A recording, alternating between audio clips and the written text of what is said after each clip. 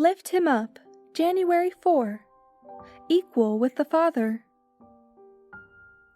Let this mind be in you, which was also in Christ Jesus, who, being in the form of God, thought it not robbery to be equal with God. Lucifer in heaven, before his rebellion, was a high and exalted angel, next in honor to God's dear Son. His countenance, like those of the other angels, was mild and expressive of happiness.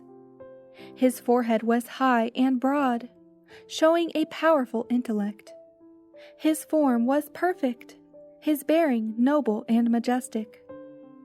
A special light beamed in his countenance and shone around him brighter and more beautiful than around the other angels. Yet Christ, God's dear Son, had the preeminence over all the angelic host. He was one with the Father before the angels were created. Lucifer was envious of Christ, and gradually assumed command which devolved on Christ alone. The great Creator assembled the heavenly host, that he might in the presence of all the angels confer special honor upon his Son. The Son was seated on the throne with the Father, and the heavenly throng of holy angels was gathered around them. The Father then made known that it was ordained by himself that Christ, his Son, should be equal with himself, so that wherever was the presence of his Son, it was as his own presence.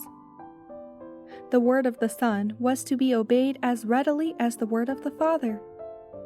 His Son he had invested with authority to command the heavenly host. Especially was his Son to work in union with himself in the anticipated creation of the earth and every living thing that should exist upon the earth. His Son would carry out his will and his purposes, but would do nothing of himself alone.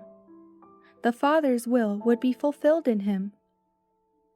Lucifer was envious and jealous of Jesus Christ. Yet when all the angels bowed to Jesus to acknowledge his supremacy and high authority and rightful rule, he bowed with them, but his heart was filled with envy and hatred.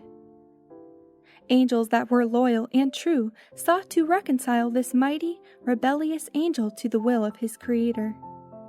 They justified the act of God in conferring honor upon Christ, and with forcible reasoning sought to convince Lucifer that no less honor was his now than before the Father had proclaimed the honor which he had conferred upon his Son. They clearly set forth that Christ was the Son of God, existing with him before the angels were created, and that he had ever stood at the right hand of God, and his mild, loving authority had not heretofore been questioned, and that he had given no commands but what it was joy for the heavenly host to execute. They urged that Christ's receiving special honor from the Father, in the presence of the angels, did not detract from the honor that Lucifer had heretofore received. The angels wept. They anxiously sought to move him to renounce his wicked design and yield submission to their Creator, for all had heretofore been peace and harmony. Lucifer refused to listen.